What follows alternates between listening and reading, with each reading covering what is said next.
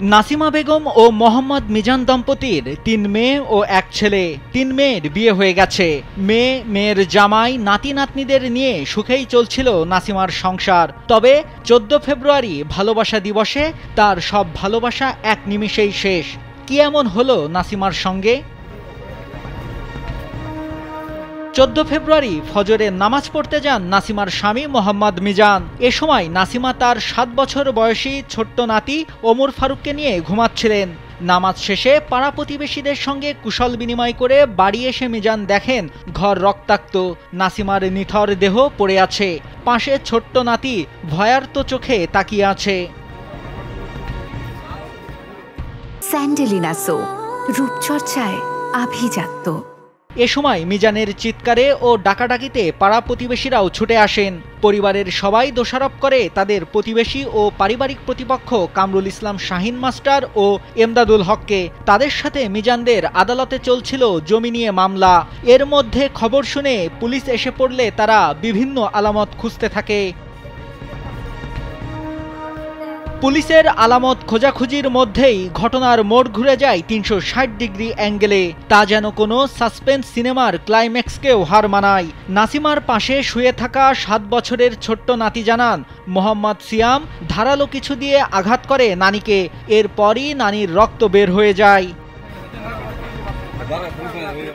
একথা শুনে পুলিশ সিয়ামকে আটক করে। তার গায়ে ছিল না কোনো কাপড়। কেন খালি গায়ে আছে একথাও জিজ্ঞাসা করে পুলিশ। পরে খুঁজতে খুঁজতে সিয়ামের একটি গেঞ্জি পাওয়া যায়।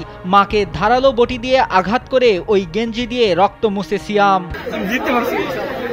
জিদ্রা কিসে ছিল? আমার মা ছিল না, আমি কোনো না দিতাম। আমার মা ছিল না, আমি না দিতাম। তোমার আম্মা চাইতো তুমি যেন কোথাও না যাও, এই জন্য জিততে পারছো। এদিকে এমন ঘটনা শুনে হতবাক পাড়া প্রতিবেশীরাও। তারা জানান, প্রথমে নাসিমার নিহতের খবর শুনে এসে দেখেন তারা প্রতিপক্ষের কথা জানাচ্ছে। এখন মনে হচ্ছে প্রতিপক্ষকে ফাঁসাতে সিয়াম মাকে হত্যা করেছে।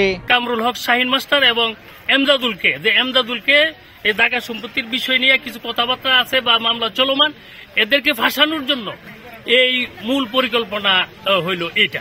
ওনার নাতি যে আছে, ওনার নাতি সাক্ষী দিচ্ছে যে আমার মামা আমার নানুকে কিভাবে হত্যা করছে। সন্তান বলতে কতটুকু কষ্ট, ওই সম্বন্ধে মারে কাইটালা বা মাইরালা, তাহলে এটা দুনিয়ার মধ্যে আর কি হইল? সন্তান পাইলে আর কি লাভ হইব? পুলিশ জানায়, জিজ্ঞাসাবাদে মাকে হত্যার কথা স্বীকার করেছে সিয়াম। এ ঘটনায় আরও কেউ জড়িত আছে কিনা তা তদন্ত করা হবে। আর নিহতের মরদেহ ময়না তদন্তের জন্য পাঠানো হয়েছে। সার্বিকভাবে আমাদের স্বাধীনভাবে মনে হচ্ছে যে এই হত্যাকাণ্ড ঘটিয়েছে ওই ভিকটিমের ছেলে সিয়াম। এই হত্যাকাণ্ডের জন্য দায়ী। এর বাইরেও আরো কারা জড়িত আছে বা এই ঘটনা যেটা পেয়েছি এটার আরো সঠিকতা যাতে আমরা আর কাজ করতেছি। চাঞ্চল্যকর এ ঘটনা ঘটে ব্রাহ্মণবাড়িয়ার আখাউড়ার দক্ষিণ ইউনিয়নের আনন্দপুর গ্রামে। স্থানীয়রা জানান, আর কোনো অভাগা মায়ের সঙ্গে যেন কোনো ছেলে এমনটা না করে।